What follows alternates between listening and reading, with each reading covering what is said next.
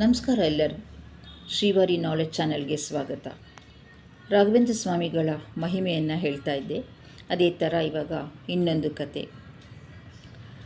ಬ್ರಾಹ್ಮಣ ಒಬ್ಬ ರಾಯಚೂರು ಡಿಸ್ಟ್ರಿಕ್ನಲ್ಲಿ ರಾಯರ ಪರಮ ಭಕ್ತ. ಆದರೆ ಬಡ ಬ್ರಾಹ್ಮಣ ಅಂತ ಹೇಳೋದನ್ನು ಎಷ್ಟೋ ಅದು ಬಂದ್ಬಿಟ್ಟಿದೆ. ಯಾವಾಗಿನ ಕಾಲದಿಂದನೂ ಒಂದಾನೊಂದು ಕಾಲದಲ್ಲಿ ಒಬ್ಬ ಬಡ ಬ್ರಾಹ್ಮಣನಿದ್ದನು ಅನ್ನೋ ಹಾಗೆ ಆ ಥರ. ಪಾಪ ಏನು ಕೆಲಸ ಮಾಡಿದ್ರೂ ಅವನ ಕೈ ಹಿಡಿತಾ ಇರಲಿಲ್ಲ. ಏನು ಮಾಡಿದ್ರೂ ಅವನ ಜೀವನದಲ್ಲಿ ಏಳಿಗೆ ಆಗ್ತಾ ಇರಲಿಲ್ಲ. ಅವನ ಮೇಲೆ ಅವನಿಗೆ ಬೇಜಾರಾಗೋಯ್ತು. ಕಡೆಗೆ ರಾಯಚೂರು ಹತ್ತಿರದಲ್ಲೇ ಮಂತ್ರಾಲಯ. ಎಲ್ಲರೂ ಹೇಳಿದ್ದು ಕೇಳಿದ್ದ. ರಾಯರ ಸೇವೆ ಮಾಡಿದ್ರೆ ಖಂಡಿತ ರಾಯರ ಕೈ ಬಿಡಲ್ಲ ಅಂತ ಹೇಳಿಬಿಟ್ಟು ನಾನು ಮಾಡಬೇಕು ಅಂತ ಮನಸ್ಸಲ್ಲೊಂದು ದೃಢ ನಿಶ್ಚಯ ಮಾಡಿಕೊಂಡು ಒಂದು ದಿವಸ ಮಂತ್ರಾಲಯಕ್ಕೆ ಬಂದೇ ಬಿಟ್ಟ. ತುಂಗಾ ನದಿಯಲ್ಲಿ ಸ್ನಾನ ಮಾಡಿ ಉರುಳು ಸೇವೆ ಮಾಡಿ ದಿನಾಗಲೂ 21 ಪ್ರದಕ್ಷಿಣೆ ನಮಸ್ಕಾರನೂ ಮಾಡಿ ರಾಯರನ್ನ ಭಕ್ತಿಯಿಂದ ಬೇಡ್ಕೊಳ್ತಾ ಇದ್ದ.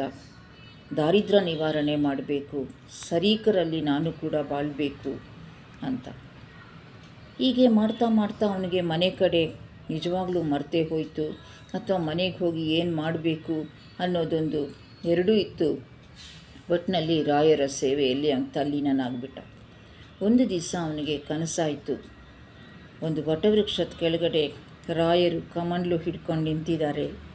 ಮಂದಹಾಸ ಸೂಸುತ್ತ ಅವನನ್ನು ಜೋರಾಗಿ ಕೈ ಮೇಲೆ ಮಾಡಿ ಬಾಯಿಲಿ ಅಂತ ಕರೆದಂಗಾಯಿತು. ಎಲ್ಲ ಕನಸಿನಲ್ಲಿ ಸ್ಪಷ್ಟವಾಗಿ ಕಾಣಿಸ್ತಾ ಇತ್ತು. ಕನಸಿನಲ್ಲಿ ರಾಯರು ಬಂದ್ರೇ ಹಾಗೆ ಮಾತಾಡ್ದಂಗೆ ಇರುತ್ತೆ, ಮಾತು ಆಡ್ತಾರೆ. ಎಷ್ಟೋ ಜನಕ್ಕೆ ಅದರ ಎಕ್ಸ್ಪೀರಿಯನ್ಸ್ ಆಗಿದೆ. ರಾಯರು ಹೇಳ್ತಾರೆ, ನೋಡಪ್ಪ, ನಿನ್ನ ಸೇವೆಗೆ ನನ್ನ ಮನಸ್ಸು ತೃಪ್ತವಾಗಿದೆ. ಅದಕ್ಕೋಸ್ಕರ ನೀನಿನ್ನೂ ಸಂತೋಷವಾಗಿರಬೇಕು, ಸುಖವಾಗಿರಬೇಕು. ನಿನ್ನ ದಾರಿದ್ರ್ಯ ನಿವಾರಣೆಗೊಂದು ಉಪಾಯ ಹೇಳ್ತೇನೆ, ನೀನು ಮಾಡಬೇಕು. ಆಯಿತು ಗುರುಗಳೇ, ನಿಮ್ಮ ದರ್ಶನವೇ ನನಗೆ ಪರಮ ಭಾಗ್ಯ, ನೀವು ಹೇಳಿದ್ದನ್ನು ಮಾಡ್ತೀನಿ ಅಂತ ಹೇಳ್ತಾನೆ.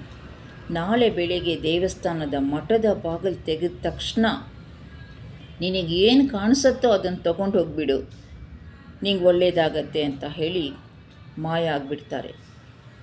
ಬ್ರಾಹ್ಮಣನಿಗೆ ಅದು ಕನಸೋ ನಿಜಾನೋ ಏನೋ ಗೊತ್ತಾಗಲ್ಲ. ಆದರೆ ತಕ್ಷಣ ಅವನಿಗನ್ಸತ್ತೆ, ಇಲ್ಲ ಇದು ನಿಜವಾಗ್ಲೂ ನನ್ನ ಕನಸಿನಲ್ಲಿ ರಾಯರು ಹೇಳಿದ್ದು ಅಂತ.